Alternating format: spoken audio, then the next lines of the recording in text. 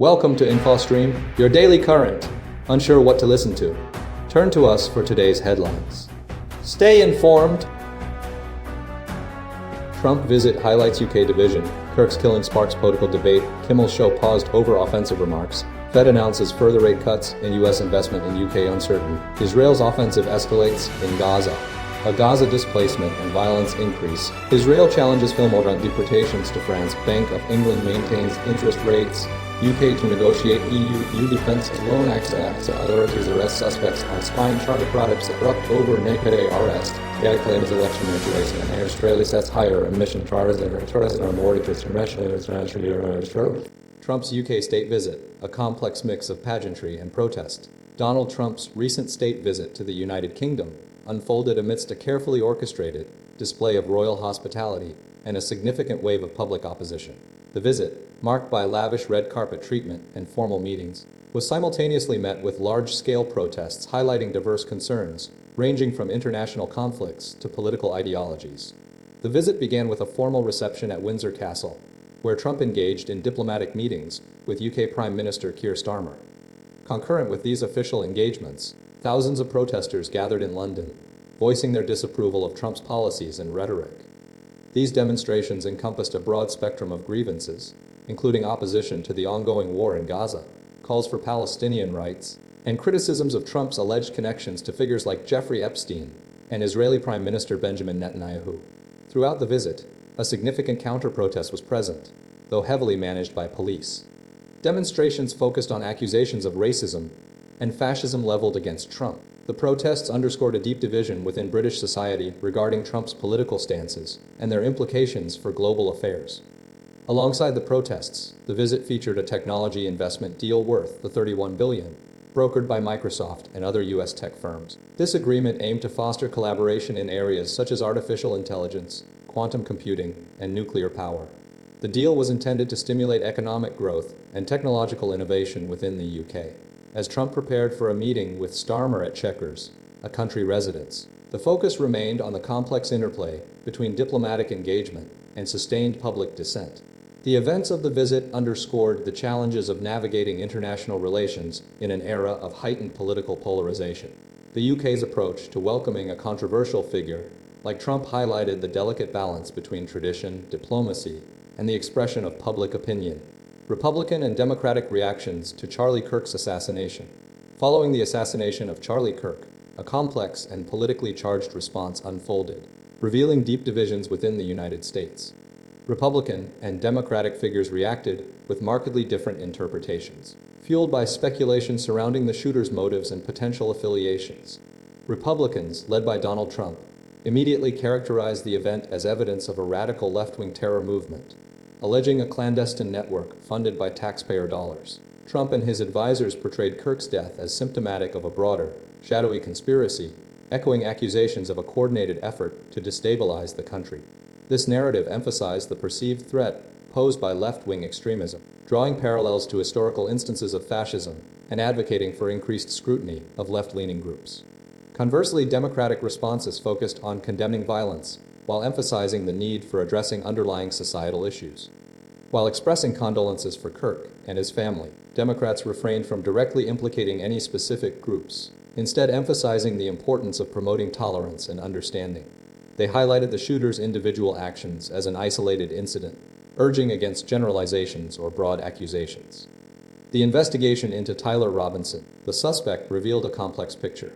Text messages indicated Robinson's roommate was transitioning genders, suggesting a potential connection to transgender rights, a focal point of Kirk's criticism. However, the investigation also uncovered Robinson's engagement with online video game culture, including references to Bella Ciao, an anti-fascist song, and the Notices Bulge meme, indicating a possible ironic or satirical intent. The charging documents revealed ambiguous engravings on the bullets, adding to the confusion.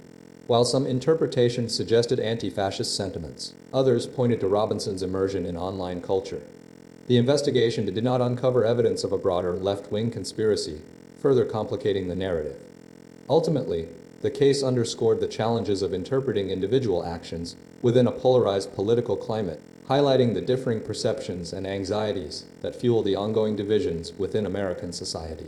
Jimmy Kimmel's late-night show suspended indefinitely following controversial remarks. ABC has indefinitely suspended its late-night talk show, Jimmy Kimmel Live, following host Jimmy Kimmel's remarks about the shooting of conservative activist Charlie Kirk. The decision, prompted by a threat from Federal Communications Commission, the FCC Chair Brendan Carr, has ignited a significant controversy involving the entertainment industry, political figures, and regulatory agencies. Carr pressured ABC to discipline Kimmel, arguing that the comedian's comments, characterizing the MyJ movement's reaction to the shooting as sick, violated the network's public interest obligations. He threatened to take action against Disney, ABC's parent company, potentially revoking ABC affiliate station licenses. Donald Trump welcomed the suspension, labeling Kimmel cancelled and praising ABC's action. The move has drawn condemnation from some Hollywood figures, including actor Ben Stiller, who criticized the suspension as cowardly, and Jane Smart, an Emmy winner, who described Kimmel's remarks as crude. However, others, like businessman Dave Portnoy, argued that the suspension was a reasonable consequence for offensive comments. The controversy highlights the increasing politicization of public discourse and the potential for regulatory bodies to influence content on broadcast television. Several ABC affiliate stations, including Nexstar Media Group, have subsequently announced they would preempt Kimmel's show, reflecting the pressure exerted by the FCC and other stakeholders. Nexstar, seeking approval for a merger with Tegna, is particularly affected, with Carr emphasizing the FCC's authority to enforce public interest standards. Sinclair Broadcast Group, another major ABC affiliate group, has also announced it will replace Kimmel's show with a special tribute to Kirk. The FCC's intervention marks a significant shift in its approach to broadcast content, with Carr advocating for a more proactive role in ensuring that broadcasters uphold public interest obligations. The Center for American Rights has filed a complaint with the FCC, arguing that ABC's affiliates should hold the network accountable for content that fails to meet these standards. Furthermore, the situation mirrors a broader trend of political pressure on the media, with President Trump frequently criticizing news outlets he deems unfavorable. The SAG-AFTRA union has condemned the suspension, emphasizing the importance of freedom of expression and opposing retaliation for speaking out on public issues. The indefinite suspension of Jimmy Kimmel Live underscores the complex intersection of entertainment, politics, and regulatory oversight in the modern media landscape. Fed signals further rate cuts amid economic concerns. The Federal Reserve is poised to implement its first interest rate cut of the year, responding to a weakening U.S. economy and concerning trends in the labor market. This decision, expected to lower the key lending rate to a range of 4% to 4.25%, follows months of pressure from President Donald Trump to stimulate economic growth. While Trump has repeatedly advocated for rates as low as 1%, the Fed's move, though smaller, reflects a growing consensus among policymakers regarding the need for stimulus. The primary driver behind the rate cut is the deterioration in the U.S. jobs market. Recent data revisions from the Bureau of Labor Statistics indicate a weaker employment situation at the beginning of the year, alongside sluggish job gains in recent months, and a job loss in June, the first decline since 2020. Despite these concerns, Fed Chair Jerome Powell emphasized that the revisions are largely due to the challenges in collecting accurate employment data, specifically low response rates from employers to the Bureau's surveys. He highlighted the need for increased resources for the Bureau to improve data quality and reduce volatility. Powell asserted that the current data, even with the revisions, is good enough for us to do our work, indicating a pragmatic approach to decision-making, prioritizing the present economic realities over historical data inaccuracies. He acknowledged President Trump's pressure for deeper cuts, but stated that the Fed's decision was independent and based on its assessment of the current economic landscape. The decision is also influenced by inflationary pressures, although these have subsided significantly since the peak of the post-pandemic surge. The Fed aims to balance the need to stimulate economic activity with the ongoing risk of inflation. President Trump's administration has actively lobbied the Fed, including installing a new economic advisor and attempting to remove a Fed board member, demonstrating a direct intervention in the central bank's operations. Analysts believe that the Fed's decision was largely independent of Trump's influence, focusing instead on the demonstrable economic weaknesses. Further rate cuts are anticipated throughout the year, contingent on continued monitoring of the labor market and inflation. U.S. investment in UK faces mixed signals amidst economic challenges. The UK government has secured a significant $250 billion investment commitment from U.S. firms, projected to generate 7,600 jobs, as part of a broader strategy to strengthen economic ties with the United States.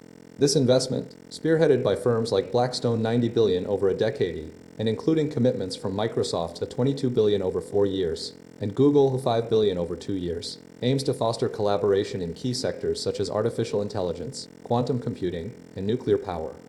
However, the influx of U.S. investment is accompanied by concerning trends within the U.K. economy. Several major companies, including AstraZeneca and Merck, have scaled back or abandoned investment plans due to perceived challenges within the UK business environment.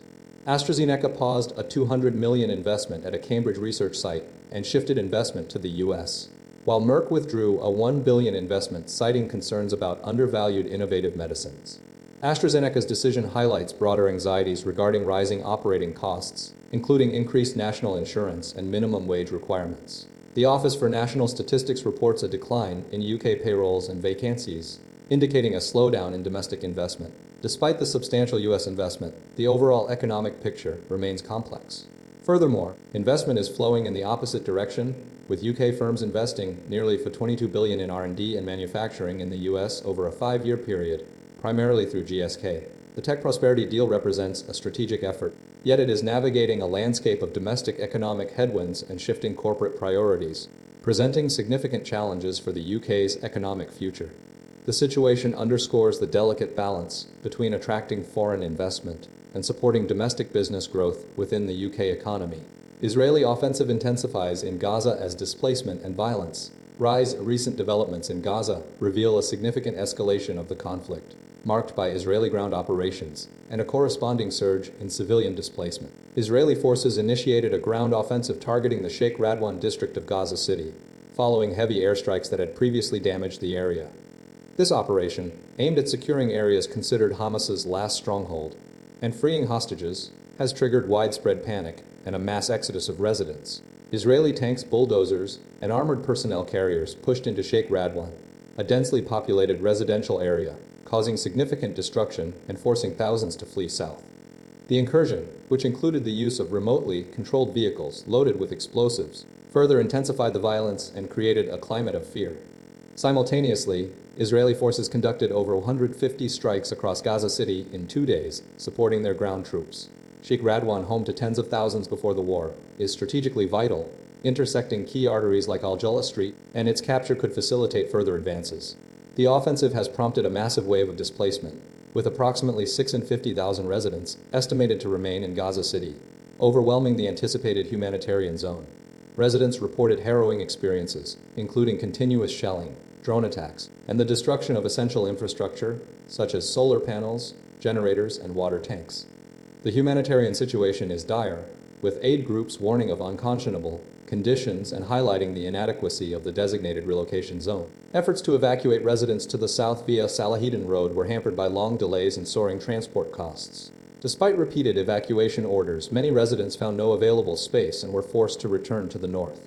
The IDF reported approximately 350,000 people having fled Gaza City, while the UN estimated 190,000 had evacuated since August, creating immense logistical and humanitarian challenges.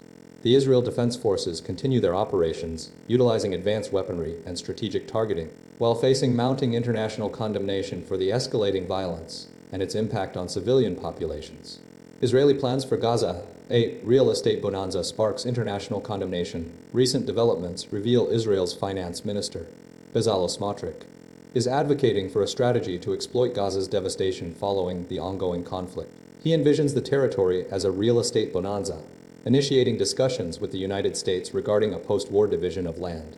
This proposal, previously floated by former U.S. President Donald Trump, involves the forced displacement of Palestinians, a move widely condemned as violating international law. Trump initially suggested a long-term U.S. ownership role, envisioning Gaza as the Riviera of the Middle East.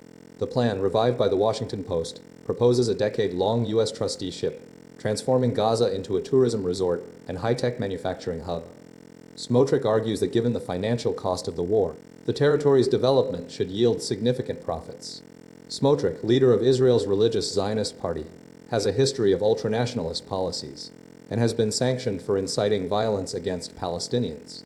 He previously proposed annexing approximately 4/5 of the West Bank, adhering to a maximum land with minimum Arabs principle. The scale of destruction in Gaza is staggering, with 92% of housing units damaged or destroyed and 91% of schools requiring extensive reconstruction. The United Nations estimates a reconstruction cost of $53.2 billion over the next 10 years. The conflict, triggered by the Hamas attack on Israel in October 2023, has resulted in at least 65,062 Palestinian deaths, with almost half being women and children, according to Gaza's health ministry. A UN commission of inquiry concluded that Israel committed genocide against Palestinians in Gaza, a claim Israel vehemently denies. The proposal highlights the ongoing tensions surrounding Israeli settlements, with approximately 700,000 Jewish settlers residing in the West Bank, a territory Palestinians claim for a future state. The situation remains deeply complex, with significant international opposition to any plans that would further marginalize the Palestinian population and potentially exacerbate the ongoing humanitarian crisis. The debate centers on the equitable distribution of resources and the long-term future of the region. Israel threatens film awards over Palestinian winner. Israeli Culture Minister Miki Zohar has issued a threat to defund the Ophir Awards, Israel's national film awards, following the victory of the Sea at the ceremony. The film, depicting a 12-year-old Palestinian boy's journey to Tel Aviv, has sparked outrage within Israel, with Zohar deeming the awards embarrassing and detached from the nation's values. The Sea secured the Best Film Prize, propelling it as Israel's entry for the upcoming Oscars, and earned accolades including the Best Actor award for 13-year-old Mohammad Ghazawi, the youngest ever Ophir winner. The film's producer, Bahar Agbaria, emphasized the film's message of every child's right to live in peace. However, Zohar's reaction highlights a deeper political tension. He stated that Israeli citizens should not be financially supporting a ceremony perceived as disrespectful to the country's soldiers. The controversy comes amidst the ongoing conflict in Gaza. Asaf Amir, chair of the Israeli Academy of Film and Television, countered Zohar's criticism, arguing that the film's selection offers small hope in the context of the devastating war. He framed the selection as a powerful response to what he described as attacks on Israeli cinema and culture, and calls for boycotts. The situation is further complicated by a global movement of Hollywood professionals who have pledged not to work with Israeli film institutions due to concerns over their involvement in the conflict. The Israeli government's response to the UN Commission's report accusing Israel of genocide in Gaza has also fueled the debate. The Foreign Ministry has rejected the report, labeling it distorted and false. At least 65,000 people have been killed in Israeli attacks since the beginning of the conflict, with almost half of the casualties being women and children, according to Gaza's Hamas-run health ministry. The selection of the Sea is therefore viewed as a defiant statement within a highly charged and internationally scrutinized environment. The government appeals court block on migrant deportation to France. The UK government is pursuing an appeal against a high court ruling that temporarily blocked the deportation of an Eritrean migrant to France under the newly established on-in, one-out migrant exchange scheme. This scheme, agreed upon with France, aims to curb record numbers of small boat crossings by returning UK-based asylum seekers to France in exchange for approved applications to come to Britain. The initial deportation, involving an Indian national, took place on Thursday morning, marking a significant step in the pilot program. However, the legality of the operation was challenged, with the Eritrean man arguing he was a victim of modern slavery and requiring more time to present evidence. The Home Secretary, Shabana Mahmood, vowed to combat vexatious, last-minute claims, asserting that such delays undermine efforts to deter dangerous small boat crossings and create opportunities for traffickers to exploit vulnerable individuals. The government contends that the migrant could have pursued asylum claims in France, and that delaying his removal could encourage other designated individuals to make similar claims, jeopardizing the scheme's effectiveness. The High Court's decision stemmed from concerns about the rushed nature of the deportation process and the migrants' claim of modern slavery, raising questions about the potential misuse of the Modern Slavery Act. The UK's independent anti-slavery commissioner expressed deep concern over the Home Secretary's statements, highlighting the lack of evidence supporting claims of systemic abuse and emphasizing the risks to vulnerable lives. She pointed out that individuals must be referred by emergency services and cannot self-identify as victims. Despite initial reports of empty flights on Monday and Tuesday, the government remains committed to proceeding with the scheme, anticipating the first removals to France this week. France has agreed to accept a limited number of deportations initially, and the UK intends to increase the numbers over time. The legal challenges and initial setbacks underscore the complexities and potential obstacles facing the implementation of this new policy. The previous Home Secretary Yvette Cooper's agreement with France on the on-in, one-out deal is now the responsibility of her successor to successfully execute. Bank of England holds interest rates, cautious on inflation outlook. The Bank of England maintained its benchmark interest rate at 4% on Thursday, signaling continued caution regarding the persistence of inflation.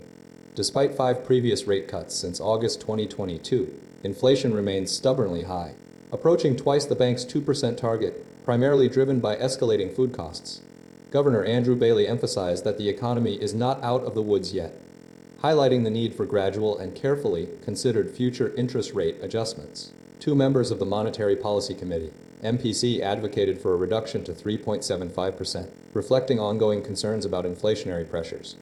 The bank's decision follows a period of heightened financial market turbulence and a cautious approach to monetary policy. While the MPC will convene twice more this year to assess the situation, the timing and scale of any further rate reductions remain uncertain, contingent on demonstrable easing of price pressures.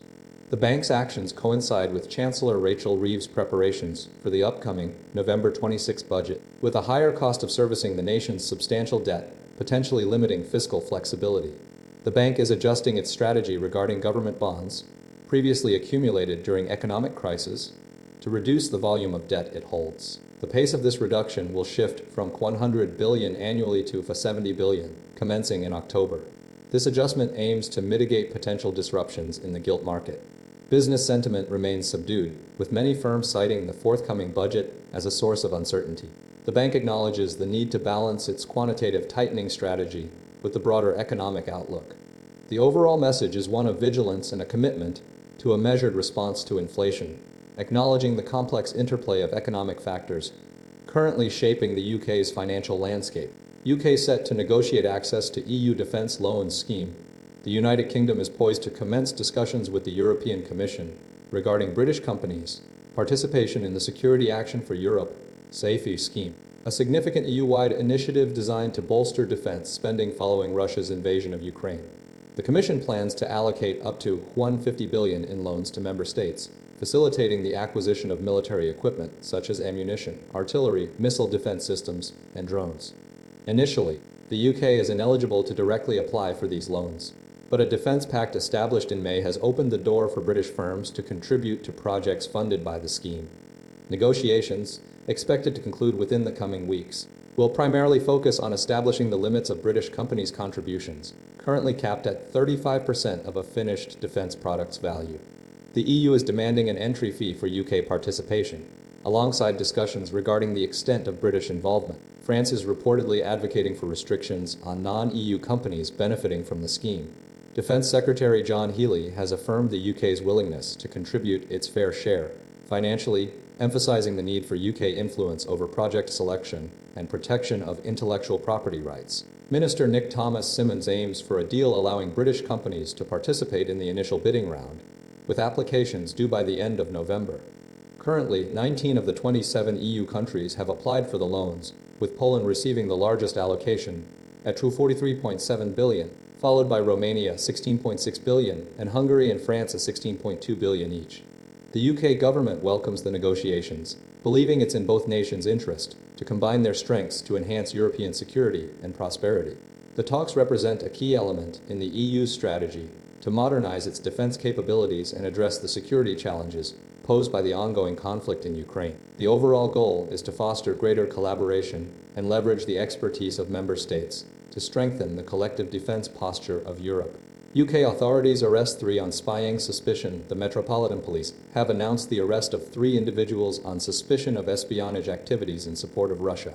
The arrests, made in Grays, Essex, represent a significant development in the UK's ongoing efforts to counter potential threats from foreign intelligence services. The operation involved a coordinated investigation targeting individuals believed to be engaged in clandestine activities on behalf of the Russian government. The initial arrests focused on a residence in Grays, where a 41-year-old man and a 35-year-old woman were apprehended. Subsequently, a separate investigation led to the arrest of a 46-year-old man at a nearby address. All 3 individuals are currently being held at police stations in London and are facing charges related to assisting a foreign intelligence service. The specific charges stem from Section 3 of the National Security Act 2023, a recently enacted legislation designed to strengthen the UK's ability to combat espionage and national security threats. The investigation indicates that the individuals were allegedly involved in activities that benefited Russia's intelligence apparatus. While the precise nature of the alleged espionage activities remains under investigation, authorities have confirmed that the target country is Russia. The arrests highlight the UK's vigilance and commitment to safeguarding national security against potential interference from foreign powers. The investigation is ongoing, with detectives meticulously examining the suspects' communications, movements, and connections to determine the extent of their involvement in the suspected espionage network. The case underscores the serious implications of engaging in activities that compromise national security. Further details regarding the investigation and the evidence collected are expected to be released as the legal proceedings advance. Marguerite Gnakadé arrest fuels Togo protests following deadly crackdown. Marguerite Gnakadé, the sister-in-law of Togo's long-serving leader Faure Gnassingbé, has been arrested following her public calls for his resignation and urging military intervention to end decades of dynastic rule. The arrest, occurring at her home in Lomé, stems from accusations including inciting rebellion and her recent public appearances. The arrest has intensified already widespread protests, demanding an end to Gnassingbé's leadership and the release of political prisoners. Gnakadé's criticism of Gnassingbé, including calls for a peaceful, inclusive, and national transition, has been a significant factor in the growing unrest. Previously serving as defense minister from 2020 to 2022, she was one of the first women to hold such a strategic position, and her vocal opposition represents a notable shift. The protests are rooted in deep-seated anger over a regime that has been in power since 2005, succeeding the 38-year rule of Gnassingbé Eyadema. A new constitutional structure allowing Gnassingbé to transition to president of the Council of Ministers further fueled the discontent. Authorities are investigating Gnakadé on allegations including connections with exiled opposition figures and attempts to incite disobedience within the armed forces. There is reported general discomfort in the barracks regarding her arrest, stemming from her efforts to improve conditions for soldiers. If convicted, she faces potential imprisonment ranging from 10 to 20 years. Opposition groups, including Toucha Passama Constitution, have condemned the arrest as an abuse of power and demanded her immediate release along with the release of all political detainees. A youth-led movement, M66, has issued a 72-hour ultimatum, threatening nationwide demonstrations if she remains detained. At least 7 people were killed during a government crackdown on protests in June, with bodies recovered from rivers. The government denies any link between the deaths and the demonstrations. The situation remains volatile, with ongoing concerns about the safety of dissidents and the potential for further unrest, highlighting the deep divisions within Togolese society. The arrest of Gnakadé underscores the regime's efforts to silence dissenting voices and maintain control amid growing public dissatisfaction.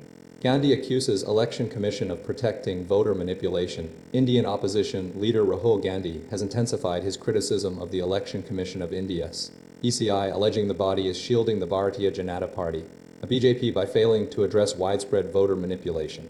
His accusations, spanning several weeks, center around selective deletion of voter names from electoral rolls, specifically targeting demographics supportive of his Congress party. Gandhi asserts he possesses 100% proof of these irregularities, claiming the ECI has ignored repeated complaints since early August, including those raised during a July press conference. He pointed to the Aland Assembly constituency in Karnataka, where he alleges the deletion of over 6,000 voter names, predominantly from minority and disadvantaged groups, who were known Congress supporters. This constituency was a stronghold for Congress candidate B.R. Patil, who secured victory in the 2023 Karnataka Assembly election. The Karnataka police have been investigating these allegations since 2023, sending 18 letters to the ECI seeking information, but receiving no response. Furthermore, Gandhi brought up concerns in the Rajura Assembly constituency of Maharashtra, alleging the addition of 6 8 or 50 fake names onto the voter list.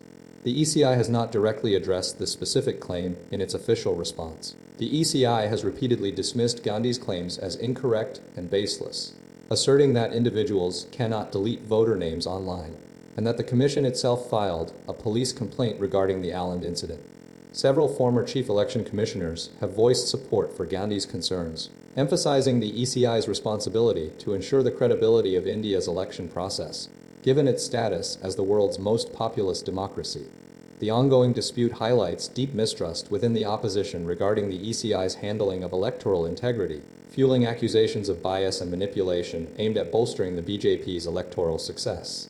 The lack of a substantive response from the ECI has further inflamed tensions and solidified Gandhi's position as a vocal critic of the current administration's approach to democratic processes. Australia raises emission reduction targets by 2035. Australia has significantly increased its commitment to reducing greenhouse gas emissions, announcing a new target of at least 62% below 2005 levels by 2035. This ambitious shift follows a government-commissioned risk assessment revealing Australia is already experiencing warming above 1.5 degrees C and facing increasingly extreme weather events, including severe droughts, bushfires, and floods.